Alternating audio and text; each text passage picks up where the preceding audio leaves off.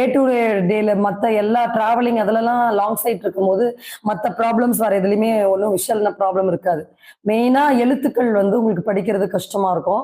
So mobile usage அப்போ கொஞ்சம் டிஃபிகல்ட்டா இருக்கும். மொபைல் கூட ஈஸியா இருக்கும். கம்ப்யூட்டர் டெஸ்க்டாப் படிக்கிறது தான் கஷ்டமா இருக்கும். ஸோ அந்த டைம்ல மட்டும் கிளாஸ் வியர் பண்ணிக்கோங்க. மத்த டைம்ஸ்லாம் அந்த பாக்ஸ்ல போட்டு அந்த ஸ்பெக்ஸ கேரி பண்ணிக்கோங்க. தேவைன்னா மட்டும் யூஸ் பண்ணுங்க. மத்தபடி நீங்க அத தொடர்ச்சியா யூஸ் பண்ணிட்டே வந்தீங்கன்னா, இட் இஸ் ஆல்சோ அடிக்ஷன். அது நீங்க வருஷம் பவர் கூட்டிட்டே போகுமே தவிர குறையாது. சரி. இப்ப நம்ம சாலேஸ்வரம் சொல்லக்கூடிய ஷார்ட் சைட் ப்ராப்ளம் இருக்கு. எழுத்து படிக்கும்போது மட்டும் தெரியல. அவங்களுக்கும் அதே சஜஷன் தான். படிக்கும்போது மட்டும் அவங்க பாருங்க படிக்கும்போது மட்டும் தான் கண்ணாடி யூஸ் பண்ணுவாங்க. இந்த லாங் சைட் ப்ராப்ளம் இருக்கிறவங்க தான் எப்பயுமே கண்ணாடி அதுவும் கண்ணாடி ஃப்ரேம்க்கு அவங்களுக்கு அது மேல ஒரு ஃப்ரேம் மேல ஒரு அட்ராக்ஷன் வந்துரும். ஸோ விதவிதமான ஃப்ரேம்ஸ் போட்டு பழகியிருப்பாங்க.